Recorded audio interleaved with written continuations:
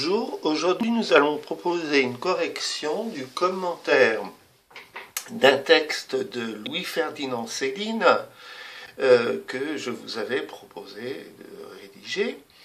Et à travers cette correction, nous aurons l'occasion de traiter une partie de l'exercice qui se rapporte à l'introduction lorsque le sujet nous fournit très peu d'informations sur l'auteur et son œuvre, et pourtant nous devons nourrir le début de l'introduction. Nous allons voir à partir de cet exemple comment nous pourrions faire. Avant cela, je vais lire ce texte. En fait, ce voyage au bout de la nuit est un récit romancé, dans une forme assez singulière et dont je ne vois pas beaucoup d'exemples dans la littérature en général. Je ne l'ai pas voulu ainsi, c'est ainsi. Il s'agit d'une manière de symphonie littéraire, émotive, plutôt d'un véritable roman. L'écueil du genre, c'est l'ennui. Je ne crois pas que mon machin soit ennuyeux. Au point de vue émotif, ce récit est assez voisin de ce qu'on obtient ou devrait obtenir avec de la musique. Cela se tient sans cesse aux confins des émotions et des mots, des représentations précises. Sauf au moment d'accent, eux, impitoyablement précis. D'où quantité de diversions qui entrent peu à peu dans le thème et le font chanter finalement comme en composition musicale. Tout cela demeure fort prétentieux et mieux que ridicule si le travail est raté. À vous d'en juger. Pour moi, c'est réussi. C'est ainsi que je sens les gens et les choses. Tant pis pour eux. L'intrigue est à la fois complexe et simplette, elle appartient aussi au genre opéra.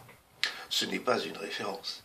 De la plus grande fresque, du populisme lyrique, du communisme avec une âme, qu'aucun donc vivant. Le récit commence place Clichy, au début de la guerre, et finit 15 ans plus tard, à la fête de Clichy. 700 pages de voyage à travers le monde, les hommes et la nuit, et l'amour surtout que je traque, abîme, et qui sort de là, pénible, dégonflé, vaincu.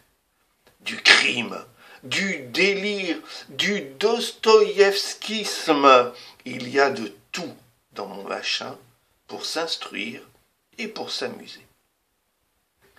Et voilà donc les références. Lettre de Louis-Ferdinand Céline à Gaston Gallimard, accompagnons l'envoi du manuscrit de Voyage au bout de la nuit, peu avant le 14 avril 1932.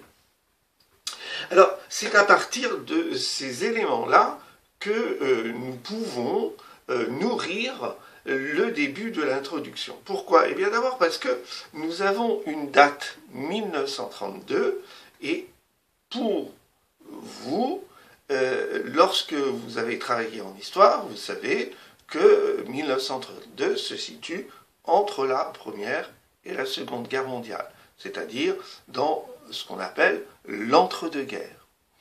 Pour le domaine de l'histoire littéraire, vous vous rappelez que nous avons fait une frise chronologique se rapportant au roman, et nous avons montré que la dernière partie du XIXe siècle était le sommet atteint par la réputation, la popularité du roman grâce au réalisme.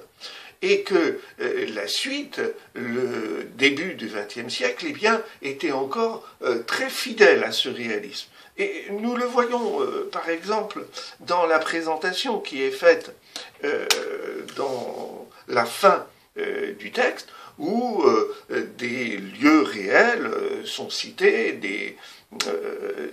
des éléments, comment dirais-je, de date, hein, au début de la guerre.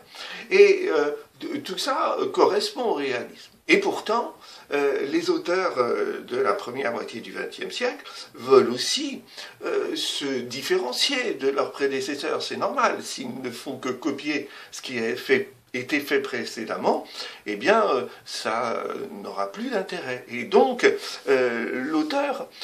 insiste également sur le côté singulier de son œuvre, c'est-à-dire sa volonté de renouveler le roman. Eh bien, c'est à partir de ces éléments-là, et sans ajouter des connaissances supplémentaires, que je vous propose une introduction rédigée que voici. Louis-Ferdinand Céline est un auteur de la première moitié du XXe siècle. Vous auriez pu également noter de l'entre-deux-guerres. C'est un romancier qui a écrit à une période où le genre romanesque continue à être fidèle au réalisme qui a fait son succès dans la deuxième partie du XIXe siècle, dans les œuvres de Maupassant, de Flaubert ou de Zola.